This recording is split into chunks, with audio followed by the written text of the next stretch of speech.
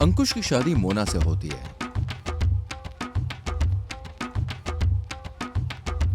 अंकुश मोना से बहुत प्यार करता है, लेकिन मोना अंकुश से जरा भी प्यार नहीं करती है।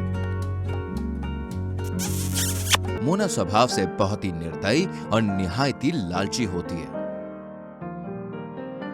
ना जाने क्यों मैंने अपने मम्मी पापा के कहने पर इस गधे जैसे पति से शादी कर ली। ना इसके पास कोई गाड़ी है, ना ही कोई बंगला। कितने अरमान सजाए थे मैंने कि मैं किसी शाही खानदान की बहू बनूंगी। सब गुड़ गोबर हो गया। ओफो मोना, तू भी ना। अरे क्या पैसों के पीछे भाग रही है। अरे आज के इस घोर कलयुग में अंकुश जीजू जैसा पति मिलना मानो रेगिस्तान में पानी मिलने जैसा है। अंकुश जीजू तुझसे अपनी जान से भी ज्यादा प्यार करते हैं। अरे बस बस, ये प्यार व्यार तुम जैसे इमोशनल फूल्स की बातें हैं। जिंदगी जीनी है तो पैसा बहुत जरूरी है। अंकुश एक कम तनख्वाह वाली नौकरी करने के बावजूद भी अपनी बीवी के लिए रोजाना छोटे मोटे गिफ्ट्स लाता रहता था।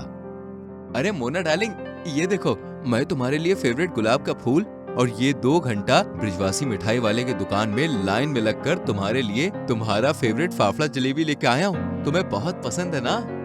बस अंकुश बस, ये सब लाकर तुम्हें अपना प्यार प्रूव करने की कोई जरूरत नहीं है। अगर मुझसे सच्चा प्यार करते हो ना तो बंगला और गाड़ी लाकर दिखाओ, तब मैं मानूं। हाँ, पता नहीं मैं ही क्यों इतनी अभागन हूँ जो मुझे तुम जैसा लल्लू पति मिला। अंकुश जिस कंपनी में काम करता था, उस कंपनी की मालकिन बेला अंकुश से प्यार करने लगी थी। उसे अंकुश बहुत पसंद आने लगा था, इसलिए वो अंकुश के पास आने की कोशिश करती रहती है। अरे मैम, आप? हाँ अंकुश, मैं। पूरी कंपनी खाली हो चुकी है और तुम अभी तक यहीं पर हो। घर जाने का इरादा नहीं है क्या आज तुम्हारा? बिल्कुल है। इनफैक्ट मैं अभी घर को ही निकल रहा हूँ मैम। इंटरेस्टिंग। मैं तुम्हें ड्रॉप कर दूं घर पर? वैसे मुझे नहीं लगता कि इतनी बारिश में तुम्हें ट्रेन से ट्रैवल करना चाहिए, और आज तो रेड अलर्ट भी बताया है। लेकिन वेकिन को मारो गोली एंड कम विथ मी अंकुश। बेला अंकुश को अपने साथ कार में बैठाकर उसे उसके घर ड्रॉप करती है। तभी वो उसकी बीवी को घर के बाहर एक दुकान के पास खरीदारी करते हुए देखती है। हाय काश ये नकली गहने असली होते और मैं अपने पूरे बदन को गहनों से लाद देती। कितना अच्छा लगता ना रिम्पी। ये सब सिर्फ सपने में हो सकता है, क्योंकि अंकुश के रहते हुए तो तेरा अमीर बनना मुश्किल है बेटा। बेला मोना का लोभी बर्ताव देखकर समझ जाती है कि वो लालची है, इसलिए वो अब उसकी सहेली रिम्पी को पैसे देकर उससे मोना की सारी जानकारी ले लेती है। मोना एक नंबर की लालची औरत है। अंकुश जीजू उससे इतना प्यार करते हैं, उसके बाद भी उसे बस पैसों की ही पड़ी रहती है। ठीक है, तो मैं तुम्हें पैसे दूंगी, लेकिन तुम्हें उसके बदले मोना को इस बात के लिए राजी कराना होगा कि उसे अपने पति की सेल करानी चाहिए, और वो भी मुझसे। मैं उसके पति को उसकी मुंह बोली रकम में खरीदूंगी। क्या? ठीक है। रिम्पी मोना को उसके पति को बेचने के लिए राजी कराती है और मोना अपने पति को बेचने के लिए बेला के पास आ जाती है। तो कहो मोना, कितने में बेचोगी तुम अपने पति को? पूरे 5 करोड़ रुपए में।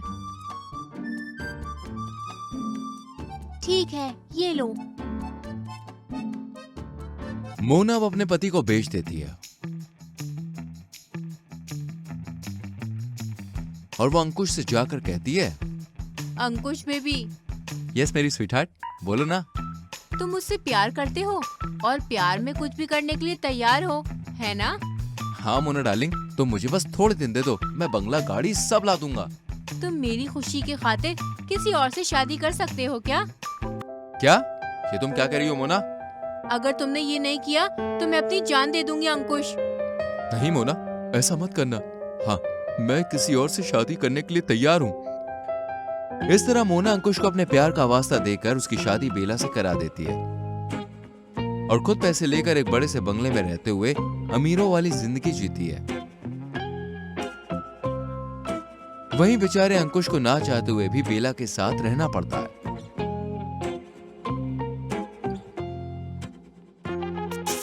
छलिया छलिया छलिया, रूह चुरा लूं, मैं हूँ ऐसी छलिया। छलिया छलिया छलिया। क्या हुआ बेबी? मूड की बैंड मत बजाओ, आज तुम मेरी बैंड बजाओ, क्योंकि आज हमारी सुहागरात है। बेला मैम, मैं ये सब नहीं कर सकता हूँ क्योंकि मैं आपसे प्यार नहीं करता। प्लीज मुझसे दूर रहिए। लेकिन अंकुश। अंकुश बेड से उठकर बालकनी में चला जाता है। बेला जब जब अंकुश के करीब आने की कोशिश करती है तब तब अंकुश उससे दूर भागने लगता है। वहीं मोना को सब कुछ मिल तो चुका था, लेकिन पैसा आने के बाद अब उसे अपने प्यार की याद आने लगती है। एक दिन जब मोना बीमार पड़ जाती है तो उसके बंगले में वो बिल्कुल अकेली ही बिस्तर पर पड़ी हुई होती है।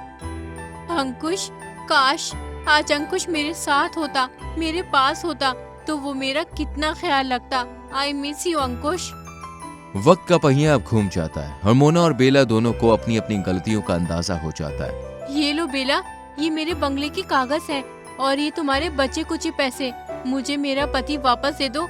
मैं नहीं रह सकती अब उसके बिना। मैंने बस पैसों को ही देखा, कभी उसके प्यार की इज्जत नहीं की। और जब मुझे पैसा मिला तब मुझे अपने पति के प्यार की अहमियत पता चली। मोना, मैं भी समझ गई हूँ कि जबरदस्ती अगर किसी को अपना बनाया जाए तो वो कभी आपका नहीं होगा। ले जाओ अपने पति को मोना। अंत में मोना अंकुश से हाथ जोड़कर माफी मांगती है। अंकुश, मुझे माफ कर दो। आई लव यू अंकुश। चुप कर पगली। आई लव यू टू मेरी मोना डार्लिंग। और इस तरह से दोनों मियाँ बीवी हंसी खुशी साथ रहने लगते हैं। कौशल्या जी की बहू सुजाता दिखने में काफी सुंदर थी। वो कामकाज में बड़ी ही फुर्तीली और काफी शांत स्वभाव की थी।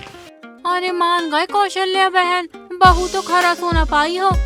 सो तो है, मेरी बहू दिखने में तो सुंदर है ही, लेकिन काम में भी काफी कुशल है। लीजिए आप लोग चाय नाश्ता कीजिए। अरे वाह, हमें आए 5 मिनट भी नहीं हुए और इतनी जल्दी चाय नाश्ता भी बन गया। जी आंटी जी, लीजिए आप खा के बताइए कैसा है। अरे बड़ा ही स्वादिष्ट है। इस तरह गांव में सभी सुजाता की खूब तारीफ किया करते थे और उसे काफी पसंद भी करते थे। लेकिन सुजाता को एक बड़ा ही अजीब सा शौक होता है, खुले में नहाने का शौक। वो रोजाना सुबह 4 बजे उठकर खुले में नहाने के लिए तालाब पर जाया करती थी और बड़े ही मजे से चांद की रोशनी में तालाब पर नहाया करती थी। लेकिन ये बात तब तक उसके ससुराल वालों को भी पता नहीं थी। एक दिन सुबह के 4 बजे लगा रखी है, सोने दे। माँ जी बस कुछ ढूंढ रही थी। जाने क्या ढूंढ रही है सुबह सुबह, पूरे घर में शोर मचा रखा है। इससे पहले कि कोई जागे सुजाता नहाने के लिए तालाब पर चली जाती है। वहीं सास की नींद भी खुल जाती है और वो जब बहू के कमरे में आके देखती है तो वो घर में नहीं होती और घर का दरवाजा भी खुला होता है। ये बहू कहाँ चली गई सुबह सुबह? अब सास सुजाता पर नजर रखने लगती है। वहीं जब अगली सुबह सुजाता 4 बजे उठकर तालाब पर जाती है तो सास भी उसका पीछा करते हुए तालाब पर पहुंच जाती है। तभी सास देखती है कि कैसे सुजाता बेशर्मी से निर्वस्त्र होके तालाब में नहा रही होती है। हाय दैया, ये दिन में सीता और रात में गीता। दैया रे दैया, किसी ने इस तरह देख लिया नहाते तो गांव में कितनी थू हो जाएगी हमारी। वहीं उजाला होते ही जब बहू घर आती है। कहाँ गई थी बहू? कहीं नहीं बाजी, बस सुबह सुबह टहलने गई थी। झूठ मत बोल मुझसे, सब पता है कि तू किस तरह बेशर्मी से तालाब पर नहाती है। हमारे घर की बहू बेटियां ऐसी नहीं है, सुधर जाओ तो ही अच्छा है। लेकिन ये क्या, सुजाता पर सास की इस बात का कोई भी असर नहीं होता। अब तो वो दिन में भी तालाब पर नहाने के लिए जाती है, जिस कारण गांव के सभी लोगों को पता चल जाता है कि सुजाता खुले में नहाने जाती है। जिसके बाद गांव के सभी लोग काफी ज्यादा गुस्से में होते हैं और कौशल्या जी को सुजाता की कंप्लेन करते हैं। वहीं घर वाले सुजाता को खुले में नहाने के लिए मना करते हैं और काफी समझाते भी हैं, लेकिन वो किसी की एक नहीं सुनती। उसे तो मानो ऐसा करने में काफी मजा आता था। अरे देखो तो, हमें लगा कितनी अच्छी है ये और कैसे कैसे काम करती है। इसके कारण हमारी बहन बेटियों पर कितना बुरा असर होगा। अरे सही कह रही हो बहन, घर में खूंटे से बांध कर रखो अपनी बहू बेटी को। हम तो नहाएंगे तालाब पर, जिसे रोकना है रोक कर दिखाए। वहीं गांव के लोग सुजाता की इस हरकत से काफी चिढ़ चुके थे। फिर सुजाता तालाब पर नहाने चली जाती है, जिसके बाद वो अपने सारे कपड़े उतार कर तालाब के किनारे रख देती है और तालाब में डुबकी लगाकर नहाने लगती है कि तभी 3 लड़के वहाँ पे चोरी चुपके सुजाता को नहाते हुए देख रहे होते हैं। अरे ये वही है कमसिन हसीना। हाँ, आज तो ये हमारी रात हसीन करेगी। रात नहीं दिन, अभी तो दिन का समय है ना। इसके बाद वो तीनों आदमी पानी में कूद जाते हैं और सुजाता को पानी से निकालकर पेड़ के पीछे ले जाते हैं और उसके साथ बहुत ही गलत व्यवहार करते हैं। वो चीखती है, चिल्लाती है, लेकिन वहां उसकी आवाज सुनने कोई नहीं आता।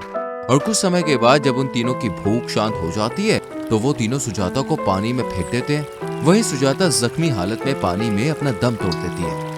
इसके कारण हमारे गांव की औरतों पर गलत असर पड़ रहा था। अब इसे देखकर गांव की औरतों को सबक मिलेगा और किसी की भी इस तरह बेशर्मी से खुले में नहाने की हिम्मत नहीं होगी।